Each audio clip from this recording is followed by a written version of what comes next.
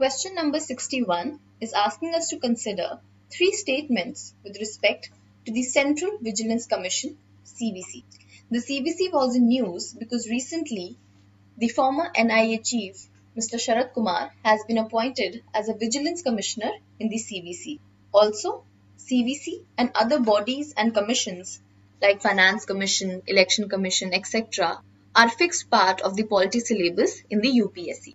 Now, the CVC was set up in 1964 by a central government resolution on the recommendations of the Santhanam Committee, which is also known as the Committee on Prevention of Corruption. The government enacted the CVC Act, under which the CVC is now a statutory body. Please bear in mind that CVC is a statutory body and not a constitutional body. The CVC is the apex probity watchdog of the government and deals with the matters of corruption and misuse of public office in India. The CVC is composed of a chairperson known as the Chief Vigilance Commissioner and not more than 2 Vigilance Commissioners. Now, all 3 of them are appointed by the President on the recommendation of a 3-member committee which has Prime Minister as its head and Union Home Minister and the Leader of Opposition as its other members. The term for the members of the CVC is 4 years or the age of 65, whichever is attained earlier. We need to keep in mind that the members of CVC are not eligible for re-employment with the central government. The members of the CVC are removed by the President on the grounds which are mentioned in the CVC Act. Now, the first statement that it was set up by government in 1964 on the recommendations of the Committee on Prevention of Corruption headed by Shri K. Santhanam is correct. Second, CVC is a multi-member body consisting of a Chief Vigilance Commissioner and not more than 2 Vigilance Commissioners. This is also correct. Third, the Prime Minister has power to remove the CVC or other Vigilance Commissioners in accordance with the provisions given in the Central Vigilance Act. This statement is wrong. We have seen that it is not the Prime Minister but the President who can remove the CVC. Therefore, the correct answer to this question would be B, 1 and 2. Please refer to the explanation. Question number 62 asks us to consider 2 statements with respect to the Competition Commission of India. The CCI is important because it was recently in news as the central government has decided to reduce the number of its members. The Competition Commission of India has been provided under the Competition Act of 2002, thus making CCI a statutory body. Now, though the commission was established in 2003, it became fully functional in 2009.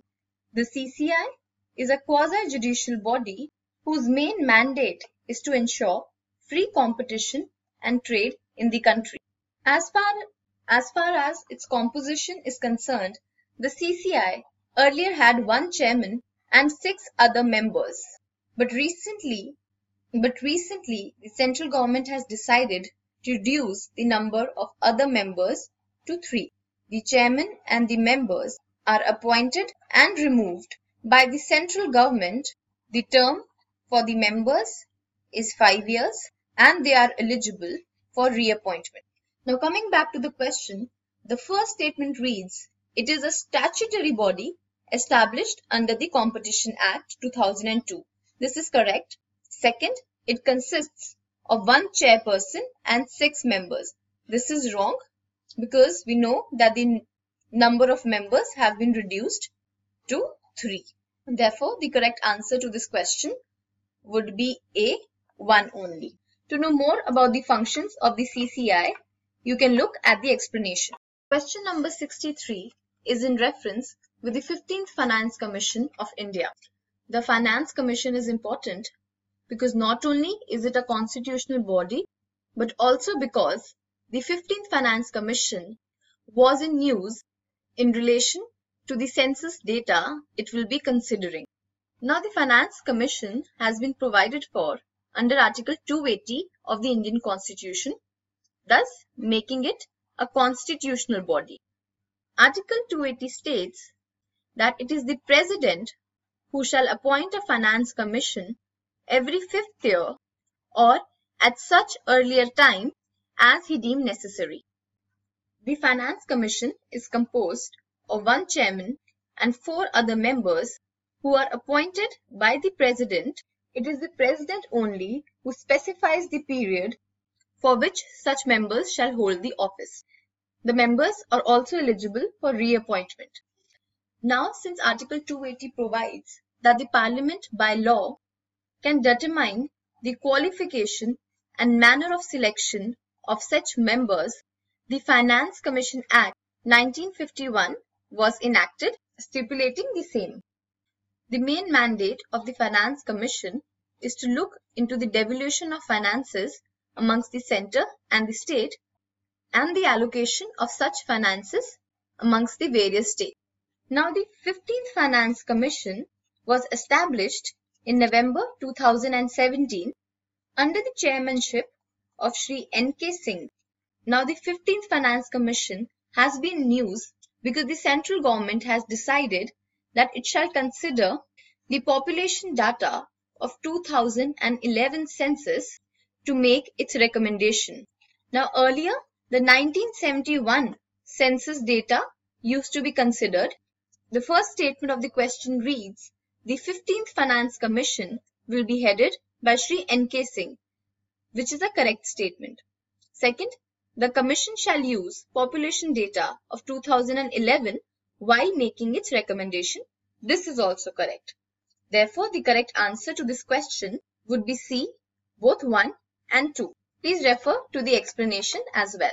Question number 64 is asking us to consider 2 statements with respect to fiscal federalism in India.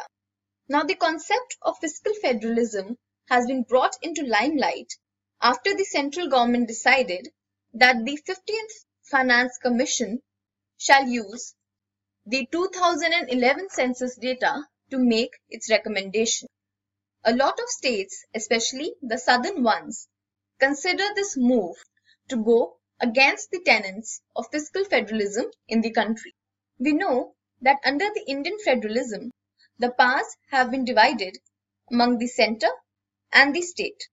Now, Article 268 to 293 of the Constitution talks about the distribution of financial powers amongst the centre and the state.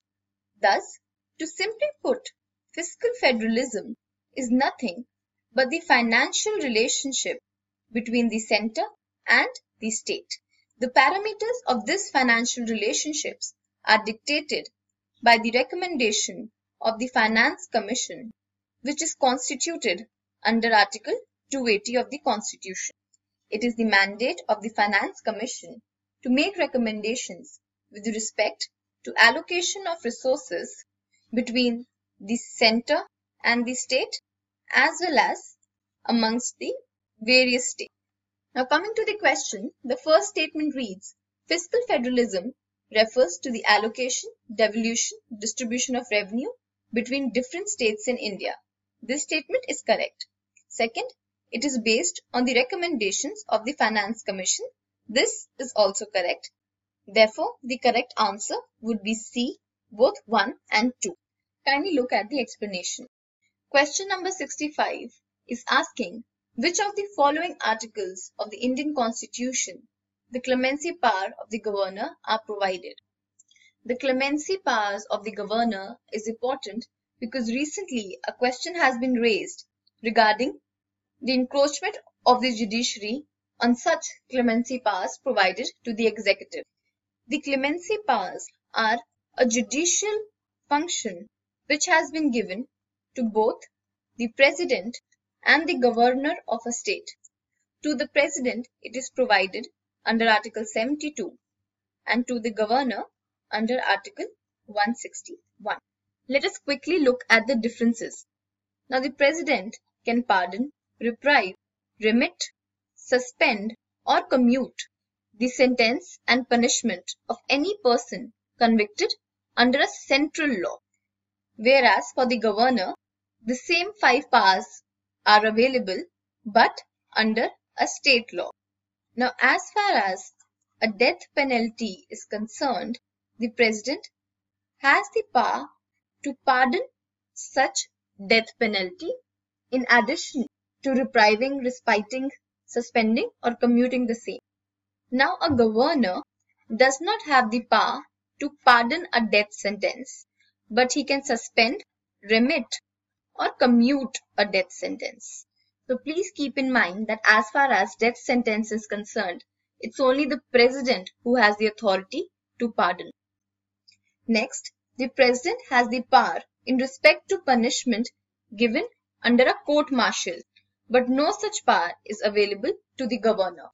Please remember that such powers have to be exercised in aid and consultation of the Council of Ministers for both the President and the Governor, and also that such power of the President and the Governor is open to judicial review, but only on limited grounds. Now coming to the question, the correct answer, as we have seen, would be C, Article 161. Please look at the explanation to know why this question has been in news.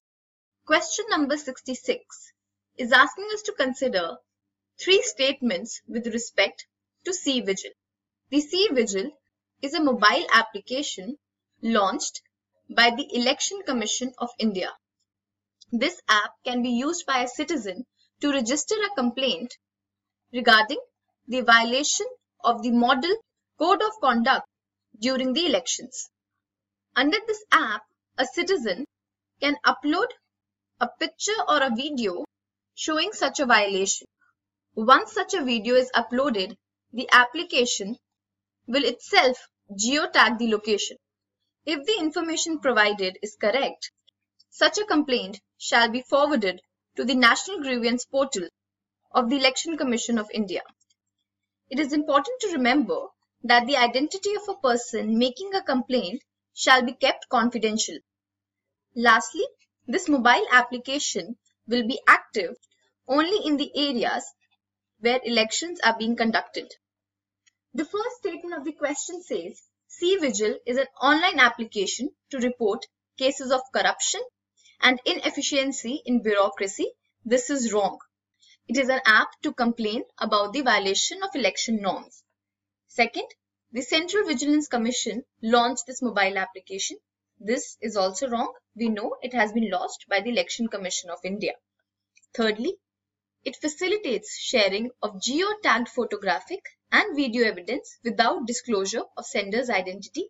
This statement is correct. Therefore, the correct answer would be A, 3 only. Please have a look at the explanation. Question number 67 is in respect to the Ease of Living Index. The Ease of Living Index is important because it's a first of its kind index whose results have been published very recently. Now, the Ease of Living Index is an initiative of the Ministry of Housing and Urban Affairs. The index assesses 111 cities in India on the basis of their livability in respect to global and national benchmarks. Under the index, the cities have been ranked on 4 broad pillars, which are institution, social, economical, and physical. These 4 pillars have been divided into 15 categories, which have been further subdivided into 78 criteria. The assessment of the index was carried in a transparent, open, and participatory manner. The Ease of Living Index is important because its assessment standards are closely linked to the Sustainable Development Goals of the United Nations.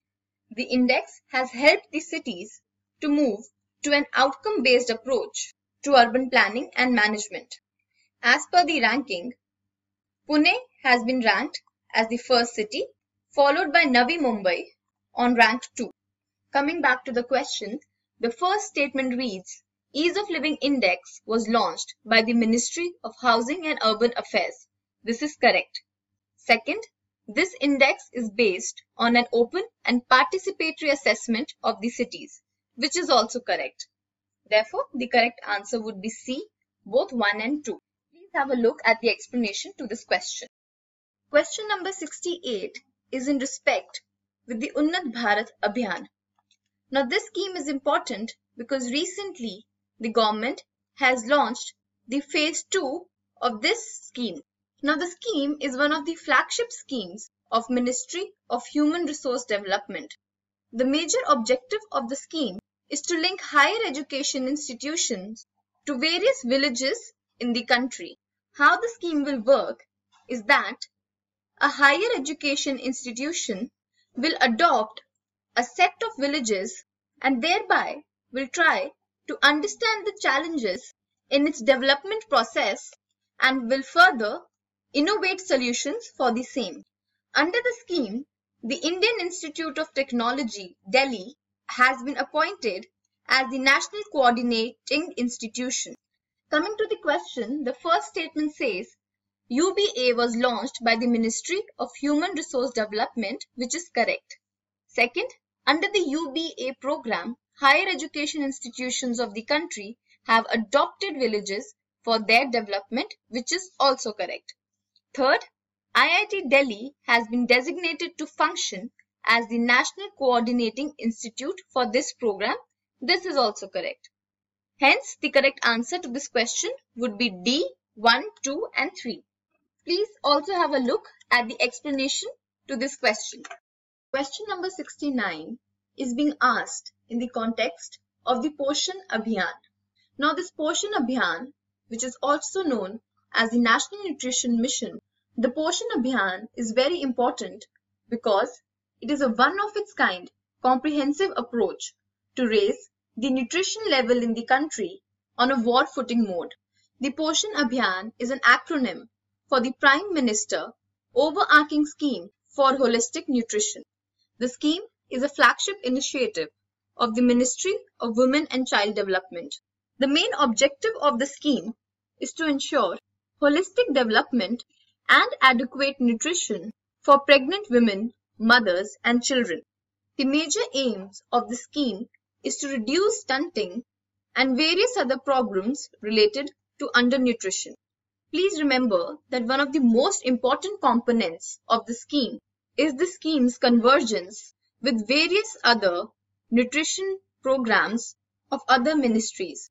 That is to say, under this scheme, mapping of various other nutrition-related schemes shall be done. The Poshan Abhiyan has fixed a target to reduce stunting in age group of 0 to 6 from 38.4% presently to 25% by 2022.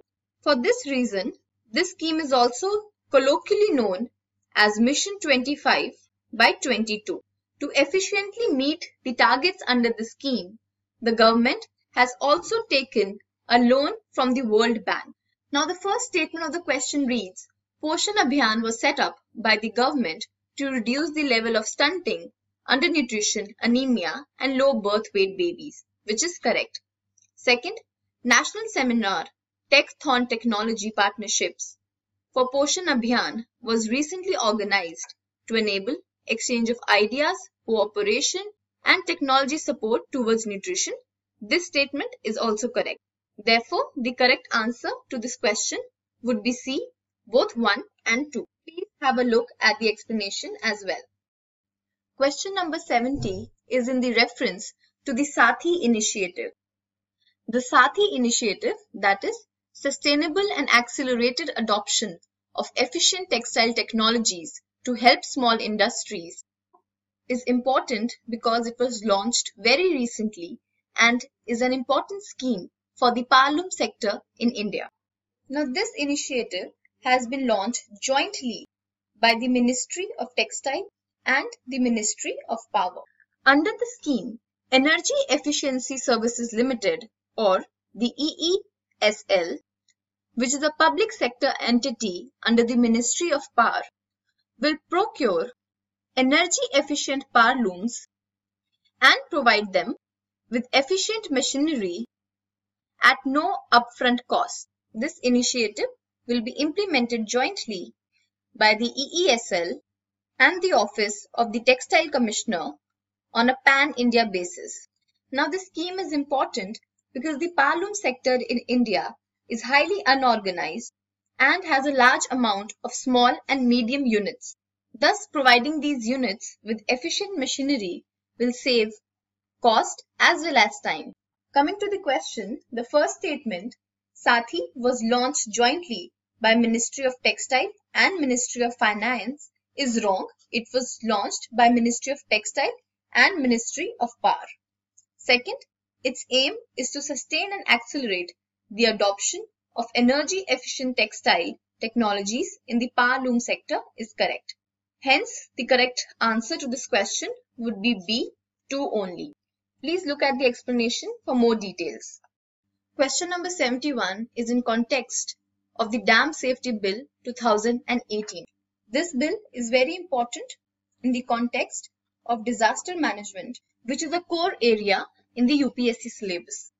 The objective of the bill is to establish uniform dam safety procedure across all states in the country. As per the bill, there shall be a National Committee on Dam Safety whose mandate will be to come up with a uniform dam policy.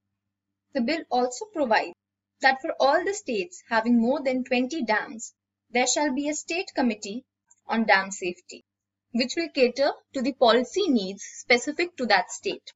Under the bill, the National Dam Safety Authority shall be established as a regulatory body to implement the policy provisions.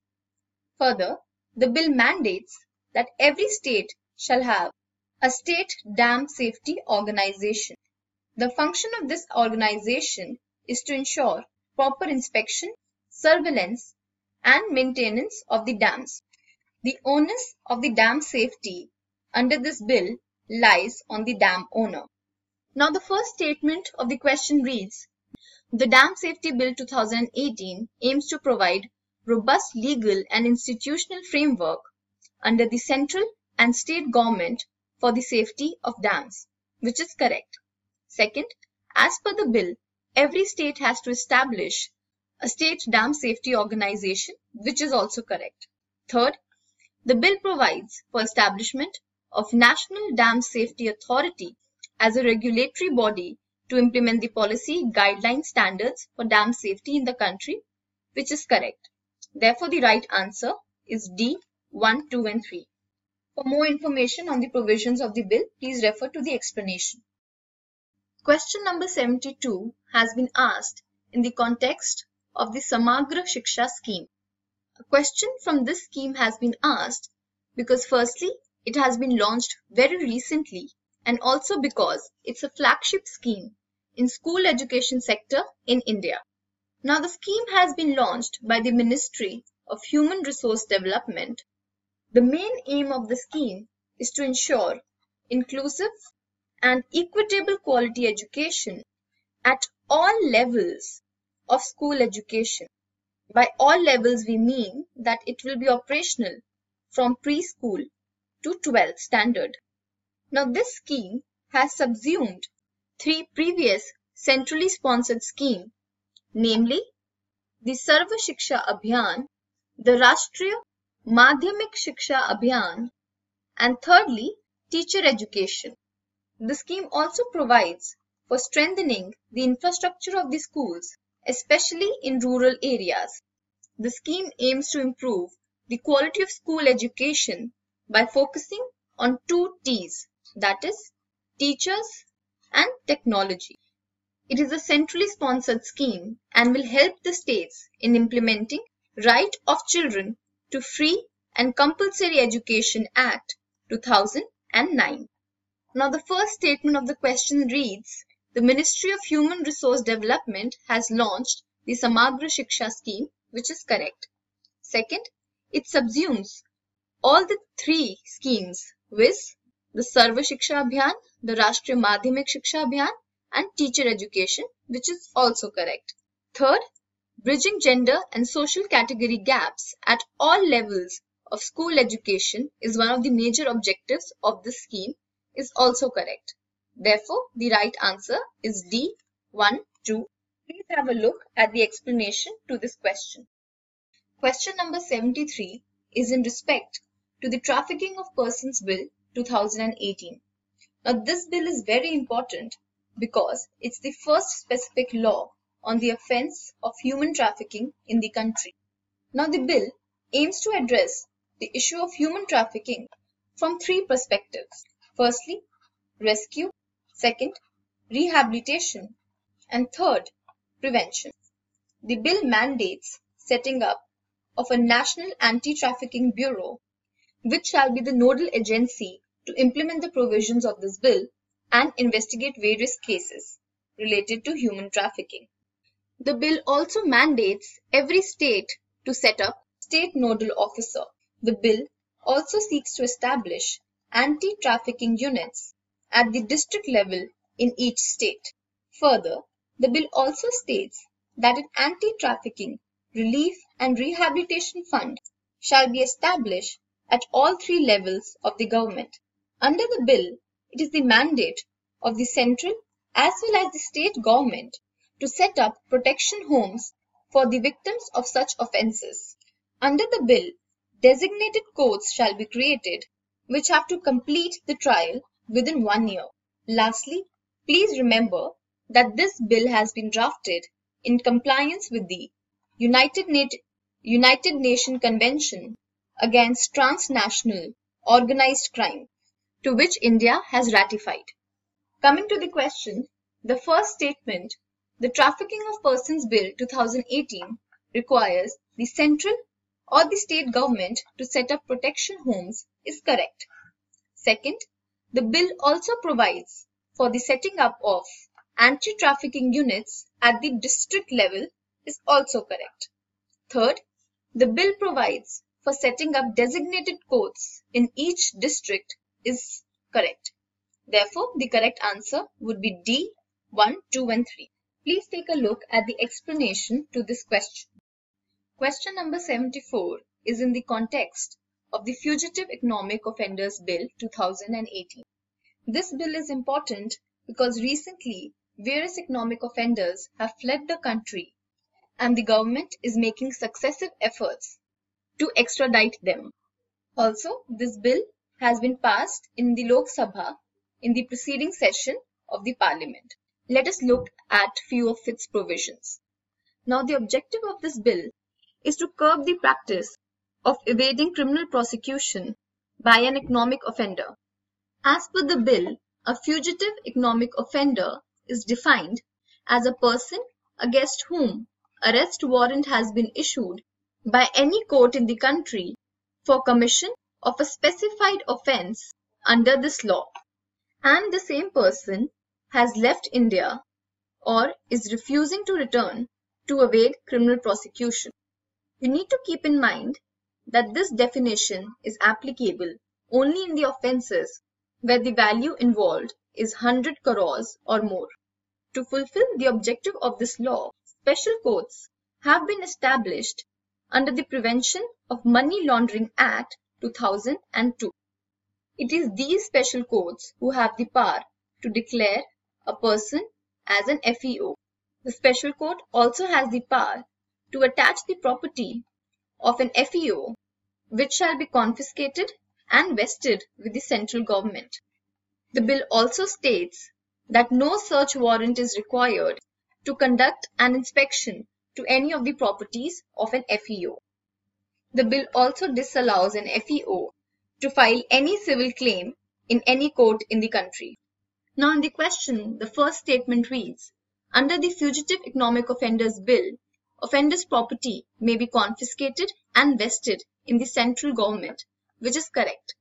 Second, a person can be declared FEO if the warrant is issued for offence committed where the value involved is over 500 crores. This is wrong because we have seen the value is 100 crores or more.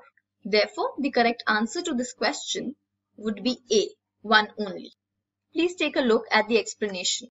Question number 75 is asking us to consider 3 statements with respect to the National Crime Records Bureau. The NCERT has been recently in news because it has been designated as the nodal authority to curb malicious videos and online content. The NCERT is an attached office under the Ministry of Home Affairs. It serves as a repository of information and data on crime and criminals in the country. It was established in 1986 as a central police organization. NCRB is also the implementing authority for the crime and criminal tracking network system. Please also remember that since NCRB is only a crime recording agency, the power to take actions on malicious videos has been delegated to it under the Information Technology Act of 2000.